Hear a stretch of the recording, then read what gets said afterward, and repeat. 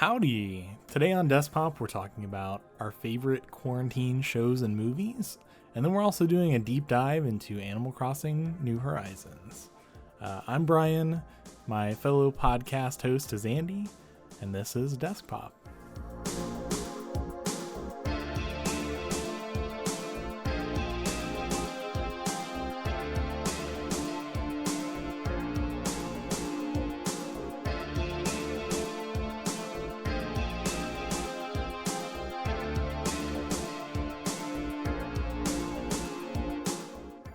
Okay, you recording? Okay. Yep. Okay. All right. Hello. How's it going? It's going. This is the first episode we've recorded in separate locations. How's it going, Andy? How are you doing today? I'm doing good. You know, as per tradition, this is a special episode of Desk Pop. It is. Literally every episode is different. This It's part is of the charm. Yeah, this is the first session we've ever recorded away from each other. So this is like I'm kind of staring at a wall right now. Muscle memory is taking over, so I'm still activating the same gestures and poses as I do. That's good. When we regularly record. Just, picture me still sitting there, giving remember- you a look. But I was like, yeah, that was pretty good. Like, he only touched a couple things on the table, and then you asked for my Wi-Fi password, and I was like, oh no, I'm screwed. But I was like, no, I'll write it on this piece of paper and slide it across the table. So I was expecting you to just say it. I was like, why is he being weird? I didn't want to go through like the whole like, oh, what if he misses something, or like, oh, is it uppercase or lowercase and all that. So I was just like, I'll just write it down. Gotcha. So this is the safer alternative, I guess. Yeah, I mean, you did still say if I wanted to come over, I was welcome to come over, but I think it's better that we just practice staying Take this indoors, opportunity, staying at home. Be a good example to our now, I think, 66 subscribers. Our very impressionable subscribers. Yeah, they'll do anything. They'll do anything we ask, and we have to be very careful.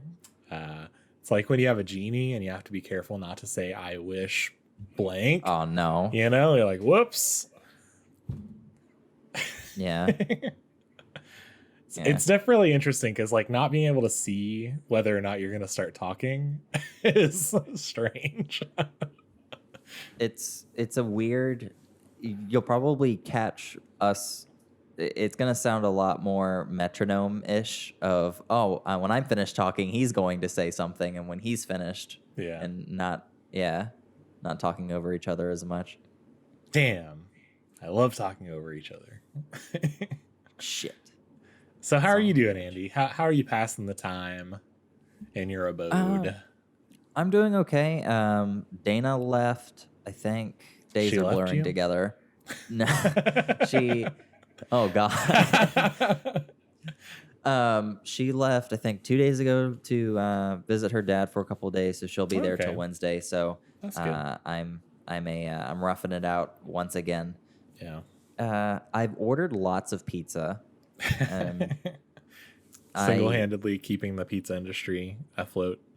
Yeah, so Papa John's had this 3 large one-topping pizzas for $7 each, and I was like, holy shit, that's like a really good deal. That's 3 large pizzas for like $20. Like, what the fuck? I did the whole contactless delivery thing. Have you done that?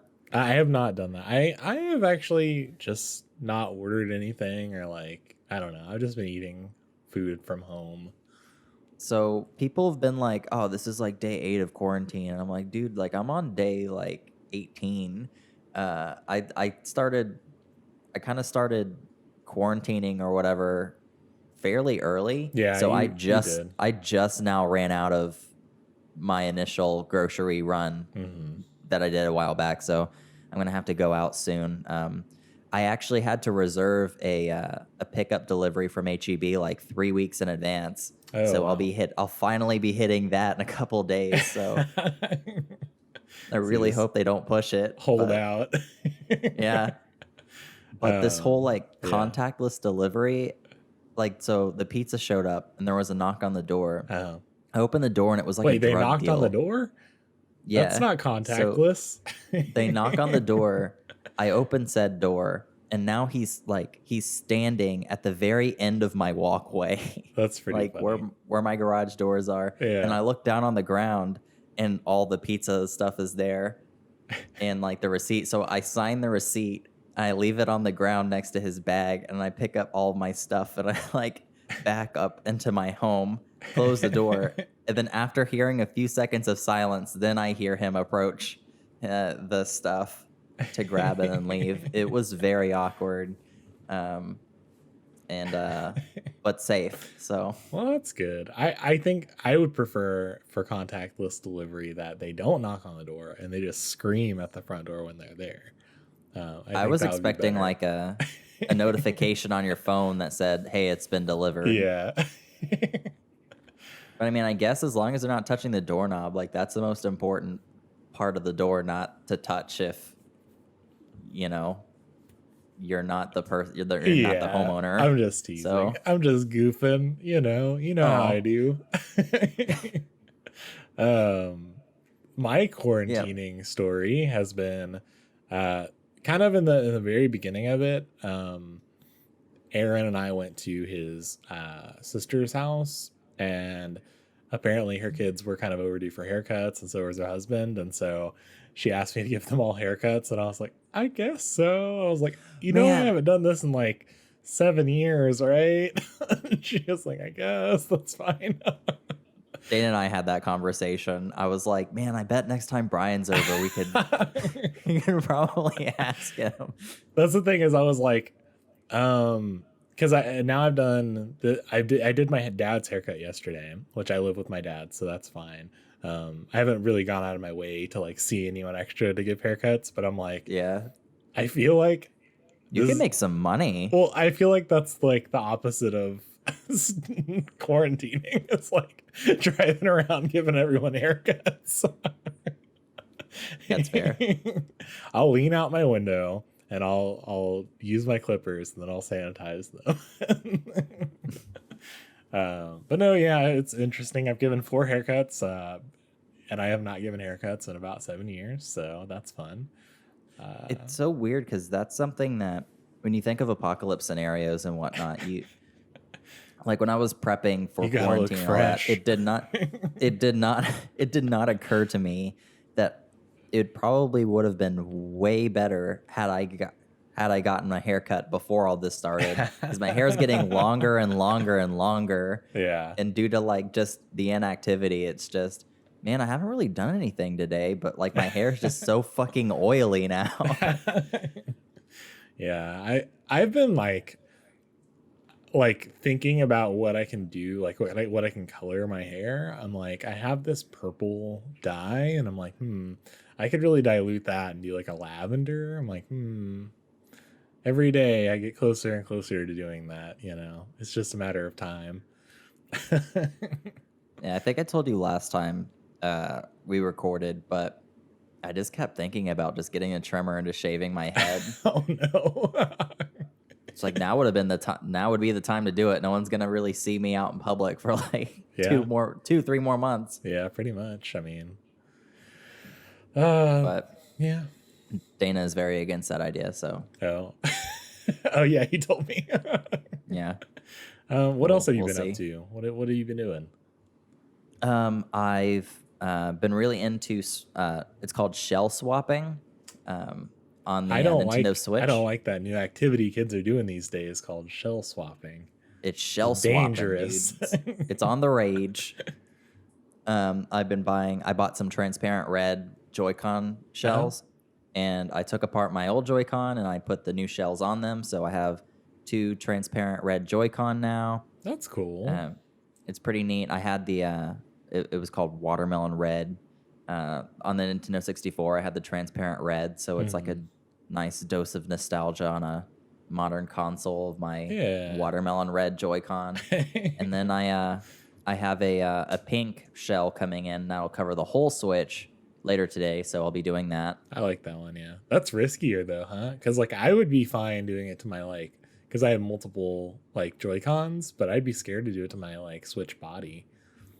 The Switch body, I've watched a lot of tutorials on it, and there's only like I think 4 or 5 screws on the back of the Okay. Switch, and you're just taking off the back plate. So Gotcha. it's not you're not like messing with the screen or the internal parts or anything. Sure. Okay, well So- maybe I will do it. I actually noticed a chip in my Switch, the back, a couple days ago, and it made me really sad. So maybe I'll do that and just get like another black one or something. Yeah, I'm like really into it now. I've looked up the front cover replacement for the dock, and so I might try to get like a light blue Switch dock cover Okay. to match the pink Switch once that's come in. I think it's gonna look really neat. And also like if anyone ever fucking steals my Switch, it's not gonna be it's gonna be difficult to hide. Yeah. Unless you they know. remod it, swap Yeah, it. so if I see anyone walking around UICL, if we ever end up going back there before I graduate with a pink Switch, I'll know that they're the Switch stealer. Have you been watching anything while we've been quarantined? I sure have. What have you been watching? What's the news? So- What's the latest? So streaming services and major movie theater chains or studios, I guess, have been releasing movies early to help people. Yeah, that's been exciting. So I watched The Hunt, Oh, I saw that one too, actually. and I really liked it. I thought it was going to be funny. like I thought it was going to be a real gimmicky movie similar to like The Interview with Seth Rogen, James Franco. Like just Yeah. like it's very topical for the moment, but it'll pass or whatever. But I think that the movie itself kind of it was almost like a live action episode of South Park. If Sure. that makes sense. Yeah. Like there were so many references to things that were happening that it wasn't just like a one note show. There were lots of little, references and jabs, if you want to call them that, all over the movie, and I they really were liked definitely it. jabs. The thing that surprised me the most. So it's like this like horror comedy type movie. Not really horror, but like murder comedy. I don't know. It's gory. So I was surprised that it was it made fun of both sorts of characters, like the really liberal, like I was expecting it to lean a little harder on one side, but I felt like it did a pretty good job of like making fun of both like very Republican like conspiracy theorist types and then very liberal like Democrat like I don't know. I just feel like it did a good job of poking fun at both extremes, and I feel like most people can be like, yeah, I'm neither one of those. So Yeah. like, yeah. I don't Yeah, know. I really liked it. The main characters' facial expressions and just Yeah, I loved the main, like the final she was girl. firing on I all loved cylinders her. that Yeah, whole she movie. was- Like it was her acting was phenomenal. I've never seen her in anything before, but she was phenomenal. Yeah, it was crazy, and just the fight scenes and everything. It was really good. The comedy was pretty well put together. I definitely can see why it was so controversial. I think marketing that movie was probably very difficult. I feel like that was more of like I don't know. I don't see it as anything more controversial than other stuff. Oh, that's the come movie out. itself wasn't. Yeah. I think just like relaying the premise without people seeing the full movie Yeah, gives I- people these certain ideas about what the movie was that it wasn't. Well, and I think also the very outspoken, the people that it's actually making fun of were the ones that were the most outspoken against it, if that makes sense. Like, Yeah, that makes sense. Like they're like, oh my god, they have this knee jerk reaction, and that's kind of what the film pokes fun at a little bit. Is like these people with these like really extreme reactions for, maybe no reason, maybe a reason, whatever. I don't know. I just thought it was fun. The final fight scene was really great. It was interesting. Yeah, so I really like that movie, and I've also been watching. There's this show on Showtime, and I think if you have a Spotify Premium subscription, you get a Showtime subscription for free. Okay. Along with Hulu. Interesting. So there's a show on there called Kidding with Jim Carrey. Have you heard of it? I've heard of it, yes, but you know my feelings on Jim. I don't. He squandered his chances with me after Sonic the Hedgehog. Oh, okay. I was like, I don't. It feels like you have like a love-hate relation. You have a very I thought he was on-again, hot. off-again relationship with Jim Carrey. I thought he was hot, and I watched Liar Liar recently. Or is it? Which one's the one with him? Is it Liar Liar? What do you mean? The movie. The liar. He's in a movie called Liar Liar. Yeah. Okay. He's a lawyer who can't lie. Yeah. So I saw that recently, and that was actually all right. But overall, I did not like him in Sonic. Okay, well, Kidding is it's a show about Jim Carrey plays a Mr. Rogers type figure. He's been making children's television for years. He's like a beloved icon. And he has this show that's been going on for a very long time where he goes to, it's called Pickleberry Falls, and he interacts with all of his puppet friends, and he teaches children how to, read and write and talk about feelings and stuff. And he finally has like a breakdown, and he wants to start exploring deeper themes and concepts. But the network heads are like, no, we got to stay safe. We got to be conservative with what we do and don't talk about on a children's television show. And he kind of snaps and he's like, dude, I don't give a fuck. We're going to talk about death. We're going to talk about all this stuff. A few years prior, one of his children died in a car accident, and he's like, we're going to talk about this on the show and stuff like that. It's a drama. Yeah. But it's really good. I really enjoyed the first season. There's a lot of twists and turns, and it kind of keeps you interested.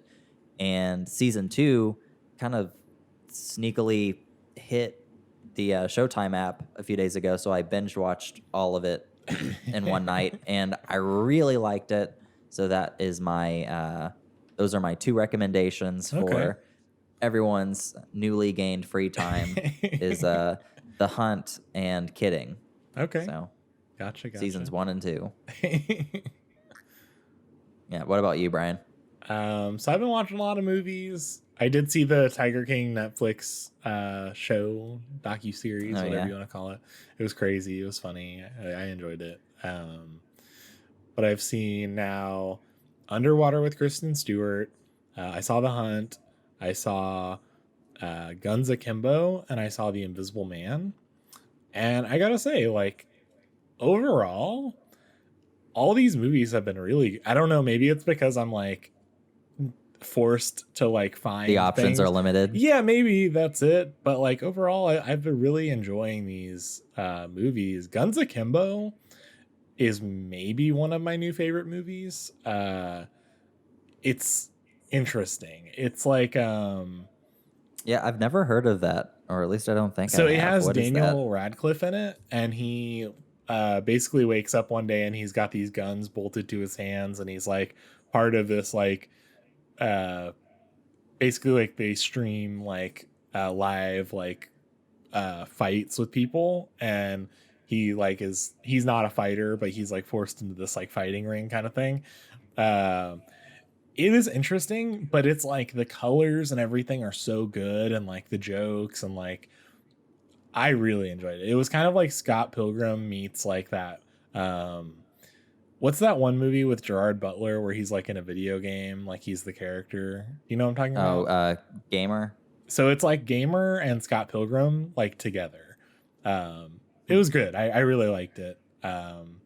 Maybe how can I find this? Is it one of those theatrical movies that released early? Yes, it was. I believe so. I'll find a link and send it to you. Yeah, I'm interested.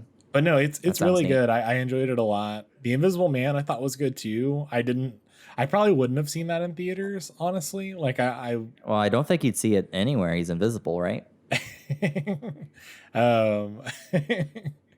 I was not planning on seeing it, but I did end up watching it, and that one, like, it was interesting because it's like the whole premise is like this woman is basically being like gaslit. Like, if you like had to show people what gaslighting was, it would be like, watch this movie and this guy's fucking with her the whole time and no one believes her. And it's so like, there's a lot of really cool things that happen, I think, in the climax. So it was interesting. But yeah, I don't know. I feel like stuff has been more enjoyable. Maybe I've been less critical of films watching them at home. I don't know. That reminds me. So there was a movie that came out a while back by, I think the studio that made it is called Studio Trigger or Trigger Studio. It's an anime. It was called Promare. Yeah. Did you ever see that? I did not. I really wanted to, and I think we discussed it, and you ended up going, right? Yeah, I loved it. I've been going down, or I did some research on the studio that made that movie, and they released an anime on Netflix. It's exclusive to the Japanese Netflix right now, but I think it's gonna head over here soon. Mm-hmm. But I just, That's cool. I have a VPN, so I just went over and I was able to watch it anyways. Yeah. It's called B&A. It's short for Brand New Animal. Okay. It's kind of a furry anime, but it has like it has the same like Beastars. Is that something? I haven't seen that, but it looks very like I just seen the cover of it on Netflix, and that kind of looks similar. You've seen the cover for Beastars? Yeah. Okay. Because I got confused. I saw it and I was like, oh, it's on Netflix now. But I was like, oh, this is a different thing. What is this? I haven't seen Beastars either, but like I might watch it just to compare. I'll probably watch it just because I've got nothing better to do. But the premise is everyone. So there's 3 different species on the Earth. Oh, I'm watching the Amazon guy bring my pink Switch case over to my door. That's fun. Through the window. But the premise is there's 3 species on the Earth. There's humans. There's beastmen, who are basically just anthropomorphic animals. There's varying types of animals, but they're all considered beastmen. And then I don't know what the 3rd species was. I wasn't really paying attention. But the 3rd species has the ability to change from human to beastmen whenever they want. Okay. And this, like a changeling. Yeah. And this woman kind of finds out that one day that she is unable to turn back into a human after turning into a beastman. Uh-oh. And so she's trying to figure out why, and she teams up with this detective who is part human, and he can also change himself into a wolf. And they kind of team up to try to figure out why she can't change, because up until this point it's unheard of. And it's just really fun because every character you meet, you kind of meet twice, because you meet their human form or their animal form, and then later she interacts with a new character and you're like, oh, that's the same guy, but they're in their beast form. Like, oh, that guy was a bird, or like, oh, this guy's a fucking like crazy crocodile guy or something, I would love to be a crocodile guy. Oh yeah, isn't Vector your favorite Sonic character? Yeah, okay. But anyways, the anime, like the art style it's not necessarily as stylized as Promare, but they still like the same use of color is there, and this you could tell that's like the same people working on it, and it's gorgeous. Interesting. I'll have to give it a shot. I'd also recommend that. But the one thing we do have to talk about that's also animal related is Animal Crossing. I was trying to think of something other than that. I did the same thing you did last episode. That would have been fun. Yeah. Do you have a riddle? Planet. Do you have like a poem or something to read this time around? I'm so sorry. I can read the same one again, but no, I don't have a new one. Wow, you'd think you'd have one on the review episode. Come on. Step it up, Brian. Maybe I'll like in post, I'll cut out the thing where I said it in last week's episode and I'll put it in this week's episode. Yeah, my reaction would probably be the same. Yeah. Well, anyways, 6 categories I usually break my reviews down into are into we could just jump into the first category and we could talk about that. Each Let's category just we're probably jump not into gonna. it. Yeah, okay. Visual slash atmosphere. Yes. So I think that this game is Animal Crossing in general is very stylized anyways. Yes. So it's really hard to compare something like this visually to anything else, and I think that really works in its favor. It's a trademark Animal Crossing with the cylinder world and all. So I'm kind of a fan. Go ahead and give me your score, and I'll tell you my thoughts real quick. I don't. Do I have like my initial score that I wrote down on me? I wonder if I would have the same. I put 80 out of 100, or I guess an 8. Okay. If you want to do? Yeah. I would probably agree with that. My only complaint, and it's not really a complaint, but it kind of is that I don't feel like it improves upon its style enough from the last game to this game. Like, I know that Animal Crossing has a very distinct visual style, and I don't want it to get away from that, but I don't see anything that's like made me go like, oh my gosh, this looks so much better, you know, and maybe it does and I just don't realize it, but there's nothing that's like shocked me, I guess. Yeah, that's kind of my reasoning why I gave it like an 8. Yeah. Is mainly because it's like it's a B, because I think the only other games that look like Animal Crossing are the other Animal Crossing games, and right. At this point there's several of them. I get a little bit, and I didn't play this, but I definitely saw like a lot of footage. The Link's Awakening remake with the like toys kind of. I get a little bit of those vibes and sometimes, but it's not strong enough that it makes me like compare it to that. But sometimes I get those vibes. I think one thing Animal Crossing has been getting better and better at, and I've been playing since I've played a little bit of every Animal Crossing game. Yeah. But I've never really been long invested in anything since Pocket Camp.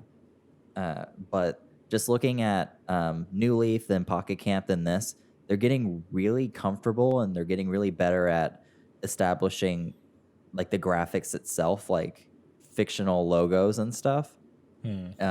Like the mechanic company in Pocket Camp and like all of their get up and like all their logos and stuff, and then looking at like the airport logos and like the little animation it does and all that. Yeah, I'm glad it has an animation.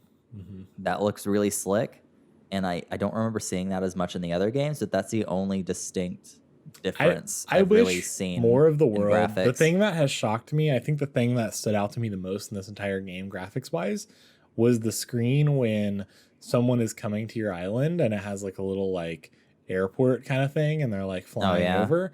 That looks distinctly really cool, but it's not anywhere else in the game. Like that kind of style. It's very strange, but I like that a lot. I think it's very neat. I also really like the museum aspect of it too. The visuals of museum is like beautiful. the layout, and like walking in the aquarium area and all of that. I really like that. I wish everyone's museum kind of looked a little different.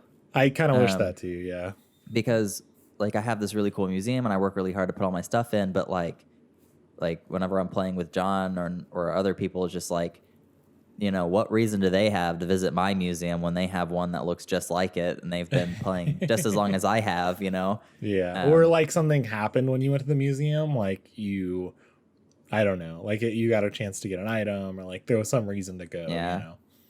Or maybe if you have different hemispheres or something, your museums are colored different or something. I don't know, but give players another reason to, because I get it. Yeah.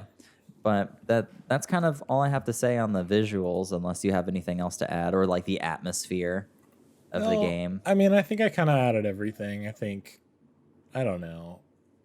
I enjoy it. I'm not going to say anything bad about it, but I kind of wish it shocked me and like surprised me a little bit more. It's exactly what you'd expect coming from a new Animal Crossing game. Yep. I guess is the best way to sum everything up. Yep. The next one is the story. And since this one doesn't really have a story, the subcategory of this is it worth finishing? And since this game doesn't have an end, is it worth continuing to play. And I I'd almost say think yes. that's more of a reason to continue. I like that. I think that's like, I will never be, unless I like max out my house average, or what do you call it, house improvements. I don't think I'll ever be like satisfied yet. So Yeah, I really like it. I think there's the reason I like it, and trying to loop it to a story is that I have yet to hear the same dialogue come out of a villager twice. And I'm not sitting there like spam talking to each villager trying to get the same line. yeah. So maybe that's why I haven't heard the same thing twice, but I've just kind of naturally like maybe 3 or 4 times a day talking to each villager, seeing what's up, talking to Tom Nook, hearing the update, but I haven't felt like I've been playing a game yet, if that makes sense. You know, like sometimes an NPC will say something and you're like, oh, this is a game, you know, it's not a world I'm living in. And so I really like that. And I knew that the game really hit me with its like charm when I kind of ran into a villager and they slid across the ground a little bit. And I was like, huh, that's weird. So I kept like pushing them, trying to like, oh, I bet I can push them to this other side of the island. And then they started to cry.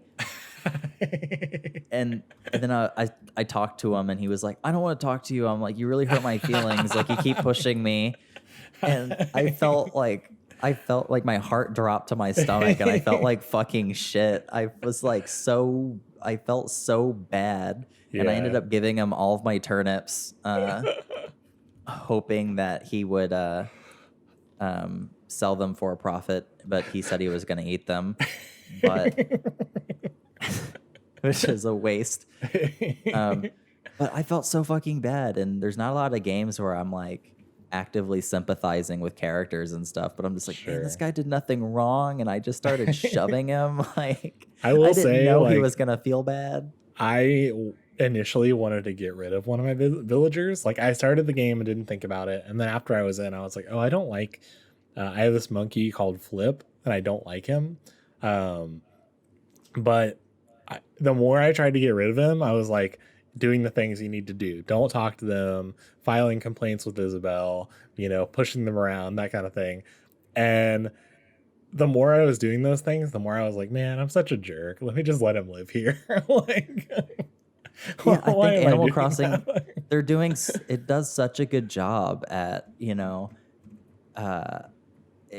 again, it's another thing where I'm not actively trying to dislike the game. I'm not trying to break it. I'm not trying to, I'm playing along with it whenever it wants me to participate and do things. So that might have something to do with it. But like, I really feel like I feel for these characters. Like there are points where I'm like, oh, it's this guy. Let me talk to him real quick. And like, oh, let me give this guy like a gift because I haven't talked to him in a bit and stuff like that. And it kind of builds this sense of, it's a very nice, wholesome, artificial community simulator where it's like, yeah, it's, if I could, and I think I mentioned it the last time we recorded, but if there was like a video game form of visiting Disneyland, it's this.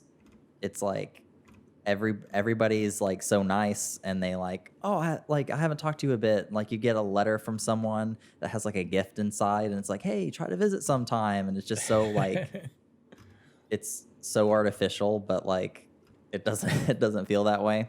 It feels pretty natural. So yeah. I like it. I gave the story, or this category we're talking about, I gave it a 90. Okay, yeah. I mean, it kind of like, for me, I don't know. It doesn't really, it has one, it doesn't have one, so I don't know how I could really quantify that. I'm just kind of using it as like a, is it worth continuing to play? Like, should you play this, you know, a couple hours a day, you know? Yeah. I would say for now, I probably will reach the point where I stop picking it up, but for now I'm really enjoying it, and I think it came at honestly the perfect time for what this game is. So, oh yeah, it's moments like this where like everyone's kind of using this as like a crutch to get by right now, is like, Yeah, I'm really motivated and excited to try to pursue a path in that industry. Is for moments like this where everybody's kind of like everybody's kind of banded together to talk about how shitty the situation is and how great Animal Crossing is. So Yeah. it's And it's for kind a of nice. moment like this, sometimes people wait a lifetime for a moment like this. So the next category I have is gameplay. Only for real So gamers. so does the gameplay remain interesting throughout the throughout the experience? And I'd say I gave this one a 75. Okay. I think it's interesting at first. You're introduced to all the mechanics, which I would hate if they made you wait to see all the mechanics in the game, you know. I mean, they do. What are you talking about? Well, like some of them, but You're it doesn't. gated. That's one of my biggest problems with the game is that you're gated immediately, and you can't get a shovel, you can't get a vaulting pole, you can't get a ladder until several days later. I don't like that. Man, like, has it been that far? Has it been that long since the game came out? Like, I don't remember waiting too long to get all that stuff. It wasn't too long, but it was longer than like it just felt artificially long. Like, yeah, I want to play the first day. I'm like, sure, if you don't give them to me the first day, that's fine. But even on the second day, you don't get those things, and like, I think Are it was. you sure? Did you try interacting with the crafting table like right when the game started? Yeah, no.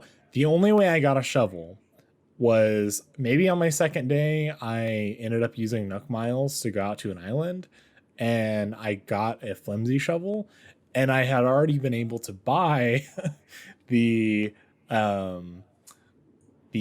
sturdier shovel. So like when I got that flimsy shovel, I came back and made it a sturdy shovel, and that lasted me until I got sturdy shovels, or until I got the shovel recipe for the smaller one. But it just, yes, I'm 100% sure, Andy. Oh, okay. Well, I'm well, damn. I felt like it introduced you to a lot of the mechanics of the game fairly early. Yeah. And there were no surprises left once you learned them all, or at least like I haven't learned of any new thing since I'm on day. I've been playing it since launch, so I think yesterday was the first day I have not picked it up. I didn't pick it up all day yesterday. What were you doing yesterday? Just sleeping. I'm really mad because I broke my Nook Miles streak on the fucking machine. I wanted to I need to make sure I log into that at least once tomorrow so I can keep my streak going. And I looked at the clock and it was like 12:30 a.m. and I was like, fuck, I missed it. Yeah, I've been time traveling, like I already told you, but I think so far I'm only a couple days ahead. Like I complete the entire day, I do everything, and then I move on. And I think right now I'm only on April 2nd, maybe. So I'm like 4 days ahead. That's actually interesting. Okay, I have an interesting question here, and it's nothing against anybody who time travels. I'm gonna take it offensively, so go ahead. Do you consider time traveling to be cheating? No. It bothers me when people think it is because it's my game and I'm playing it how I want. Like, I don't know. I'm getting the most out of this game. If that's not something you want to do, you don't have to do it. It's, Yeah, no, I agree. I don't think that there's anything wrong. Like, it's like I don't think because we've already established commands. There's not an ending to this game, so it's not like I'm cheating to get closer to the ending. I'm just playing how I'd like to play, I'd consider it like the same way as using like console commands in The Sims. Like The Sims is a single player experience. No, I wouldn't even consider it that, honestly. Like, I get where you're coming from, but I don't do that in The Sims. To me, there's a difference. Because I'm still playing the game, like, I'm playing the game within its own restrictions. The only thing I'm doing is speeding up time. That's it. Which in The Sims, you can do that normally. You can speed up time, and that's just a normal thing, It's a quality of life thing. But okay, so the two big sides of this, because this argument was had in the Discord a couple of days ago. One side was saying it's not cheating, it's an exploit. Exploits are different than cheats. And then I guess and I then could the see other it called an side, exploit. and then the other side was saying, which is the side that I was on, was if you're going into your system settings outside of the Animal Crossing game itself, I would not consider it an exploit, because I'd consider an exploit something that you do in the game itself. I think that's to just a put things in your difference. advantage. I don't think that matters. But I guess my point is like, okay, so say you think it is cheating. Okay, then don't do it. There. Problem solved. And if people do it, then just let them do it. Why do you have to be so holier than thou that you police what other people do and how they enjoy an experience, you know? I don't think it was just more of it was just more of defining what it is. It's not like gatekeeping how you can play a single player. I mean, I think the whole spirit of like whether to time travel or not to time travel is gatekeeping. Like there's this like purity that comes from people who don't do it, that they somehow like think it's a more pure experience for the game. And like, I don't fault you for that. If that's how you want to play, that's how you want to play. But there's this fixation on how other people play the game by those people. People who are time traveling don't give a shit what other people are doing, but it's the people who aren't who are upset or like, you know, talking about it and like, you know, why are these people doing this? You know what I mean? Yeah, that's fair. So it's kind of weird because I'm like, I'm playing the game how I want to play, yet it's constantly like a point of discussion with people. Like, why does that matter? Well, it's not like there's some online competitive circuit that I'm like messing with or like there's not like a I've never really been a part of the Animal Crossing community up until now. Sure. And I've known time, like the time traveling has just been like a staple of the Animal Crossing series since the beginning. Like there's always been communities of people who just like, I've always associated that with Animal Crossing. And just whenever I think about it, I'm like, oh, like, yeah, you can mess with the clock and move forward and backward in time or whatever. But I've never really been a part of it until now. So I'm not aware if this same exact issue, if you want to call it an issue, has been tackled this harshly before. But it's just something that I'm very interested in. I mean, it's always been a thing. And I think that's why it like, not that it like hits a nerve with me, but I think I've always heard people talk about this and it's so frustrating. Like it's always people who don't time travel, which is fine. And it's always them discussing whether or not time traveling is good or bad. And it should just not matter. I don't know. I if you want to have that experience, then have that experience. And I'm not talking to you, obviously, specifically, but yeah. It's strange because I'm like, okay, I'm just playing the game how I want to play. I'm honestly not even, I've only really played with Aaron and I came to your island once and accidentally broke a rock, but that's really been it. But yeah, no, I just, it's strange because it's like this, what do you call it? I'm trying to think of another like real world example. Well, the best thing I could think of is just, I could think of Dark Souls. Of this, like, oh, you're not playing the game right if you don't pick this class and you beat it in this stuff. Sure. Like, you know, which is so weird to think of like this ultra competitive, like I put in quotations like hardcore video game, and then you loop it to Animal Crossing with like this enforcement of like, this is how you're allowed to play the game. Right. And that's kind of what it feels like. It feels like people who are like kind of telling you, okay, I have a great real world example. Like it's exactly like for me personally, what it feels like is people who are against gay marriage. And it's like, great, don't get one. Like, don't get gay married if you don't want gay marriage. And I'm going to continue what I'm doing and I'll get gay married and I'll live my life, but you don't need to do that. And I think that's why it strikes even like a deeper curve. I'm like, or a deeper nerve. I'm like, you know, that's what it feels like. And then all these people who are like not even involved in it discussing it. I'm like, why does it matter to you? That's actually a very very accurate comparison. And it's like, I don't know.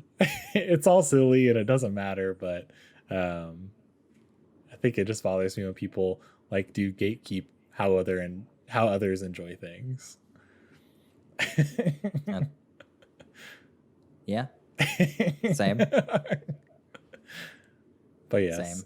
I'll let you enjoy your experience however you'd like to enjoy it. Well, it's fine because I don't time travel. Sure. But since I have several other people I play with that time travel, I'm benefiting from time traveling regardless because I'm trading items and like I got the ladder several days in advance because John had the ladder and he just like made an extra one and gave me one. So it doesn't matter. Yeah. Because it's like I've basically time traveled anyways if I'm trading items and like directly benefiting from items obtained through time. So it doesn't matter. Can I say something else too? Yeah, go for it. So when you buy turnips, if you time travel backwards, then they turn rotten. So I almost feel like because that's baked into the game, it's like I don't want to say it's like a punishment for time traveling, but I feel like it's an acknowledgement that time traveling happens. And it's like a continued like, okay, sure, you can keep doing it. I mean, there will be ramifications if you do it, but obviously they could put an end to it if they didn't want people doing that, That's actually a really good point. I did not know that. So that's how I feel. I'm like, there's things baked into the game that like you wouldn't experience if you weren't a time traveler. And, they're not all positive, but I just feel like that's an acknowledgement from the people who make the game that like, yeah, people do this and that's how some people want to play. Yeah. Well, anyway, I'll stop yelling. No, it's fine. I figured that there were things to be said on that front. That's why I me 10 minutes ago. Yeah. You're not going to strike a nerve. Go ahead. Yeah. Well, I figured I wanted to hear another. Sure. Yeah, that was definitely. We can't talk about Animal Crossing on desktop without exploring that. The dichotomy between our two personalities and two we can't talk about Dexit with Pokemon and not talk about time traveling with Animal Crossing. You can't not do that. We are bringing you the real world issues. Yeah. So you've heard it here. The official desktop position on time traveling is pro. We're pro time. Oh wow. I didn't realize you were pro time travel. Well, I told you I'm benefiting from it. So no, I'm against. Yeah, I'm one of those people who build a wooden fence at the end of the dock on my airport. So when people come in, they have to prove to me they're not a time traveler before. Well, you let me in and I broke your rock. So time travelers are nothing but they just cause trouble. I realized what happened there. Can I tell you what happened there? Well, the axe. No, it wasn't the axe. It wasn't that. Oh. You know what it was? Oh, you ate a fruit. I ate a fruit because we were going to get a peach tree and dig it up. Well, like you were going to give me a peach tree. So I ate a fruit to dig it up and take it, but it was a nursery tree and I didn't need to do that. So I had this extra fruit on me the whole time and I didn't realize that. And so then when I went to chop I thought it was that I had the wrong axe, but no, it was the fact that I had a fruit on me. Wow. So, if you just gave me a peach, I wouldn't have had to break your rock. I was going to give you a peach and you were like, oh, I can't just take a tree. Well, you told me you didn't have peaches. You were like, yeah, I mean, I planted them, so they're trees, but they haven't bloomed yet. I think the day after you left, I'll just take a tree. All of my peach trees bloomed the next day, and I had like a billion peaches. Oh.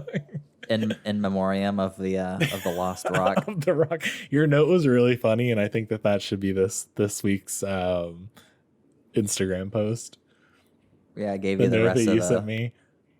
It was gifted with the rest of the rocks that were from the rock that you destroyed. You got to clean up your mess. Here's the rest of the rock you destroyed. What's next? Yeah. What's next on the criteria? The next one is the special factor. How does this game stand out against other games in a similar genre? So I put 85 Yeah. because the only other games that this I could relate this to are the Animal Crossing games and maybe Stardew Valley, but Stardew Valley is a I've bit heard more. Stardew Valley, yes. Stardew Valley is way more in depth than Animal Crossing. Sure. I think Animal Crossing, what makes this stand out from Stardew is it's way more atmospheric in my opinion. I think the art style is a lot more definitive.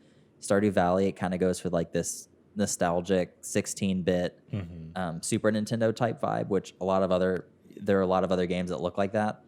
And then it also has like that special dry humor and this like wholesome dialogue. And so that's like the only thing that really breaks that apart from Stardew. Sure.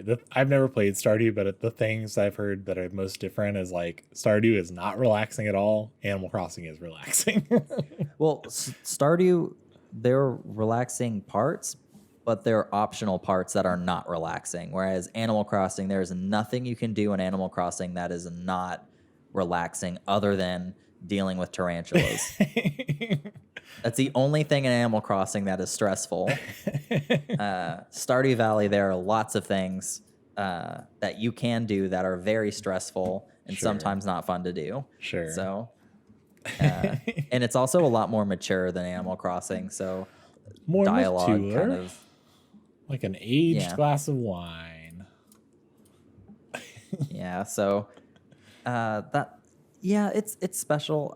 There's not like, especially on like the Switch library, the closest you're gonna get to Animal Crossing is Stardew Valley. Yeah.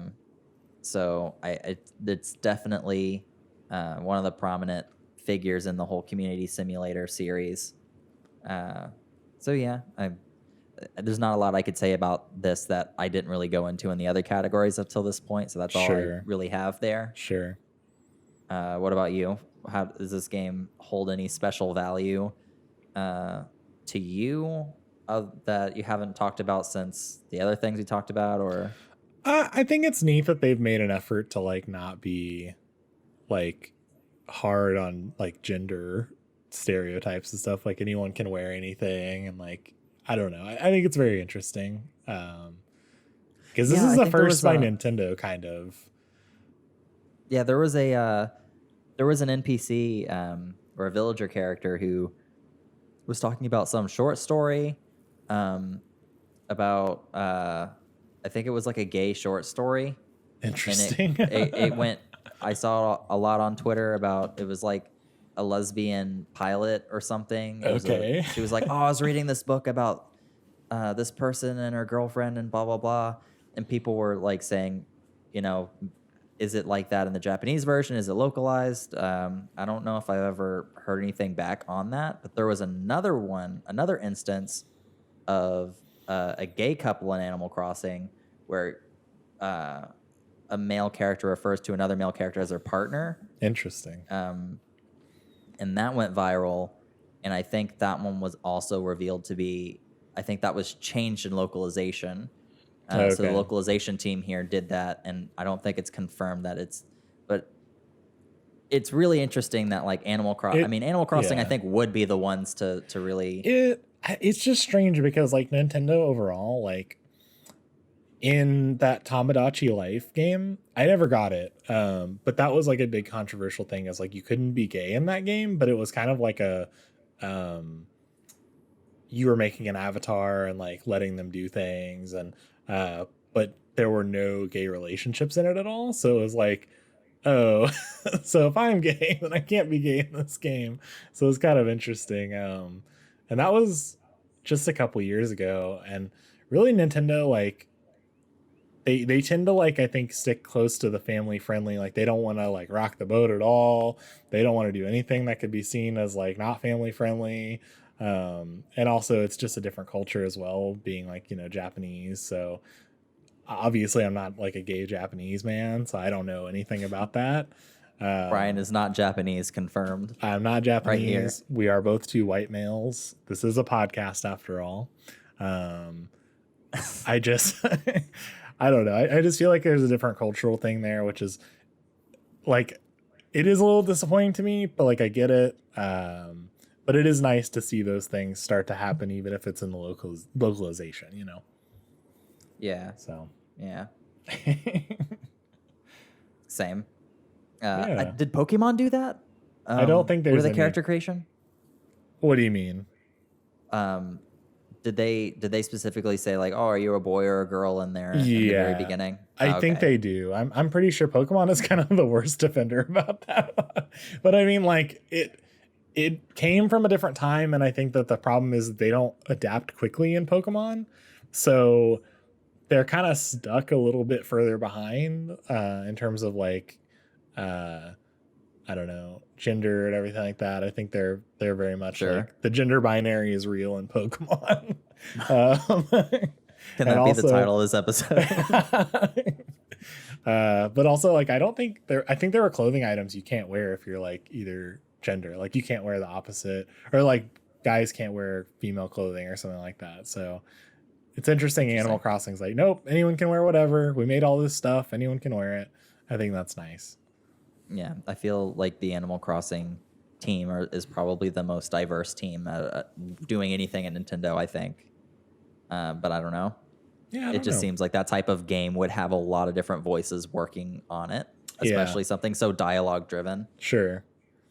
And it's also so like lighthearted heavy. Too. It's a lighthearted game. There's not it's so wholesome. That is just the it would be hard to argue that anything about it is not family friendly, you know? Mm-hmm.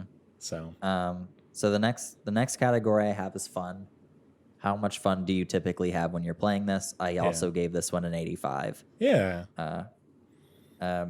It's kind of there's always something to do in the game.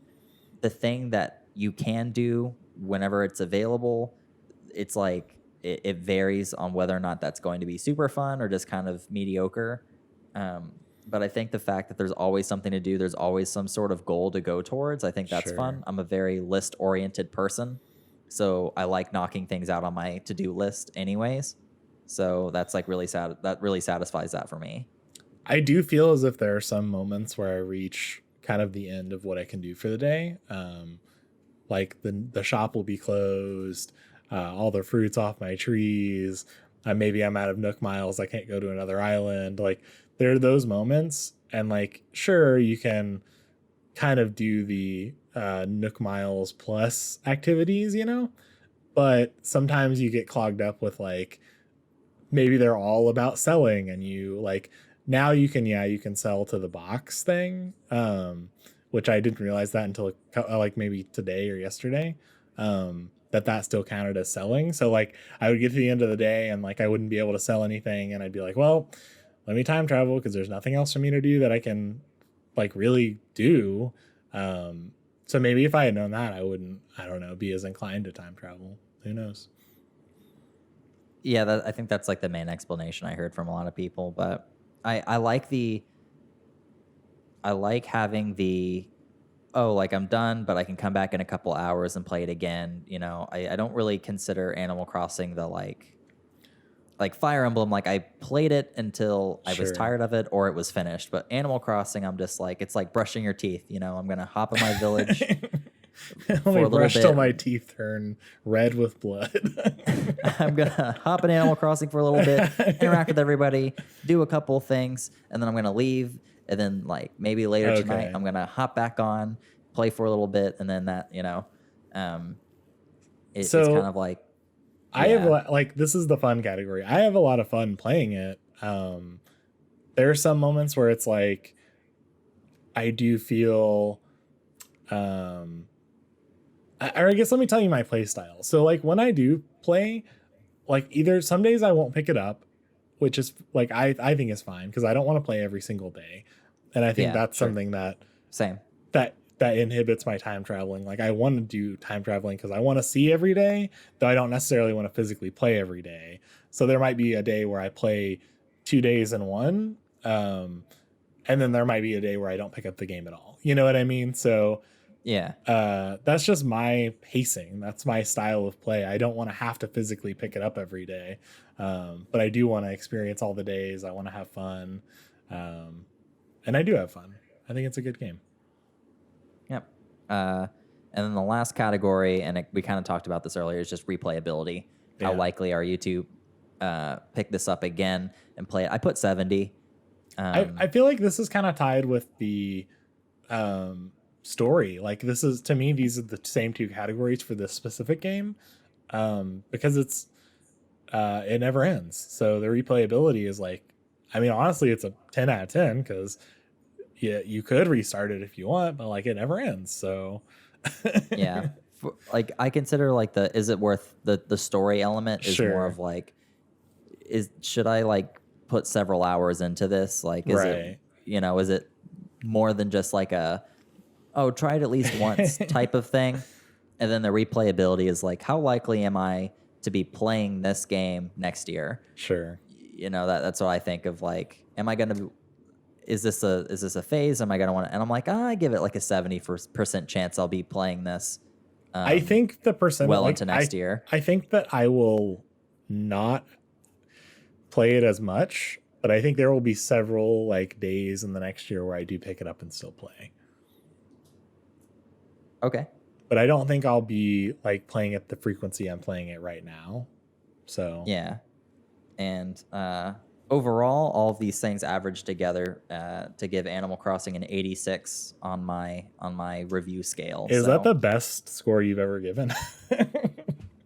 No, the best score I have for games this year is Ori and the Will of the Wisps, which I gave a 93. Okay.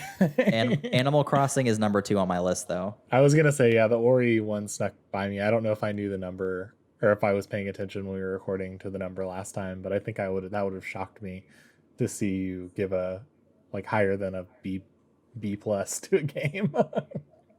Yeah, I think that's the only one that's like, it's like the top list I have is like a 93, 86, 82, 81, 72, 53. Yeah. It's like, I think it's because I hold visuals at the same exact length as every other category. So if something doesn't have like this like mind-blowing crazy like visual style that like really like stays with me after the game, then it's gonna you're getting a B.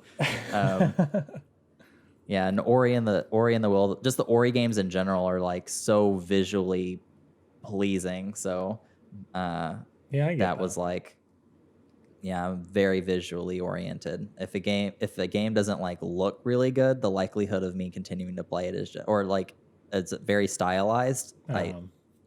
Same with movies. Honestly, like you gotta keep the goldfish's attention. So, anyways, I get that. Yeah, so that's the second best game I've played this year according to my score. That could change. Well, I'll keep you updated if anything. If anything beats Animal Crossing or Ori. Yeah. Seems unlikely right now, but I think Resident Evil 3 has a really good shot. Did you play that one when it came out originally? No, I haven't, but neither did I play 2, but I fucking loved 2. Okay. I was just curious if there was going to be like some nostalgia and that's why you were feeling that way. Okay. I am very hopeful for that one too. I'll probably make Aaron play it because I don't like playing those games, but yeah, the demo is out right now if you want to check that out. I haven't played the demo yet, but I'm too much of a baby. I don't like this. I don't want to get scared. I might try to get the courage to I have a capture card, so I might try to play the demo on the Discord later. Okay. Yeah. Everyone else has played it, and I really want to play it, but I don't want. I'm on the same boat. Like, I don't want to play it by myself when I'm alone during a quarantine. Sure. But we'll see. We'll see how that goes. But I think that is a big contender. Yeah. If you play it, let me know. I'll watch. Yeah. Okay. Well, is there any final thoughts you have for Animal Crossing? No, I'm excited. I think I would like to play more with people. I think that's kind of my big thing is like I haven't done that very much, and I think I would like to, because I see people like playing around on other people's islands, and like I'm like, oh, I want that, but I also like haven't asked anyone to do that or like asked to do that with anyone. So it's really fun to like. I like asking everybody like what their goals are in Animal Crossing. Okay, like John's super into crossbreeding crossbreeding flowers. Yeah. And so every time I encounter a new flower, it's like, oh, I'll mail this to John or I'll trade this with him. And then like he knows that I'm like, I need a scorpion for my museum collection. So I'll get like a thing in the mail, or like you can't mail scorpions, but he'll send me a letter or like a message in the in-game chat saying like You he has can't mail one and I'll visit. scorpions? Man. Yeah. This is not like real life at all. The customs department is really lenient with you sending trees and stuff to each other, but you can't send live creatures, I guess. So I'll actually have to go over there and pick it up. But yeah, so I think that kind of builds that sense of community too. Is like, or like, oh, I know John wants like wasp nest, so I'm going to send this to him. Or like Dana is looking for this to decorate her house, so I'm going to send this to her. And like, I'm just looking for kind of collaborating on that front. I want to be a fashionista, so I'll keep that in mind. I'll have to come visit your island and go to your shop. Do you have a clothing shop yet? Mabel has visited, I think once or twice. Okay. So I think I'm getting it. No, I'm getting really. I think I'm getting close to her building her shop. Gotcha. Yeah. All right. Well, thank you for listening. I think that's it for now. Thank you. Oh, you're welcome. If you enjoyed listening to me get upset and yell at Andy, if you enjoyed our podcast, definitely follow us on social media at DeskPopcast on social media. Or if you have any questions or comments, email us at deskpopcast@gmail.com. We would love to hear your thoughts. Yeah, for sure. Okay, well, we'll see you in your dreams.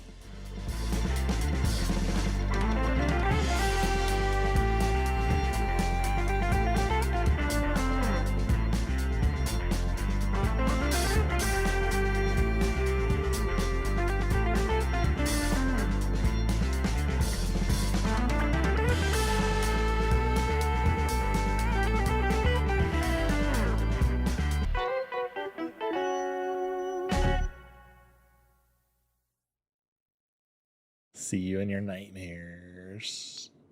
Oh, that wasn't as fun. We hope you have good dreams.